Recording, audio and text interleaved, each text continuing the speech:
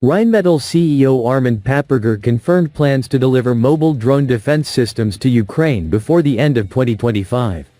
In an exclusive interview with Germany's ZDF magazine Wisso, Papperger said the deal, valued in the three-digit million euro range, will be signed on Wednesday at the Defence and Security Equipment International (DSEI) show in London.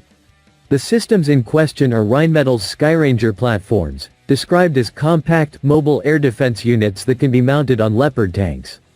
According to Papperger, each of these systems can cover 4 by 4 kilometers to ensure a completely drone-free zone. That means all drones will be taken down. In the ZDF interview, he emphasized the system's potential to help Ukrainian forces deal with growing threats from unmanned aerial vehicles. The systems could help Ukraine very much in the current situation, he said. Skyranger is designed to intercept small aerial targets, especially drones, at short and very short ranges.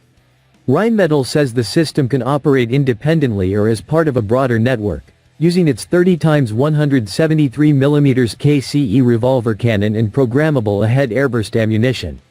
It also supports integration of short-range missiles and onboard sensors, increasing its engagement capabilities. While the new export deal with Ukraine is a milestone, Rheinmetall is also preparing for a large-scale domestic contract. In August, Papperger told investors that the company expects an order from the Bundeswehr later this year for up to €8 billion worth of Skyranger systems. He declined to disclose the number of units, citing security considerations, but deliveries are projected to run through 2035. These are the 2 periods the government is planning with, Papperger noted, referring to procurement phases running from now until 2029, and then from 2029 to 2035. According to reporting by Hartpunkt, the Bundeswehr's demand for the lowest tier of air defense could reach as many as 600 Skyranger systems.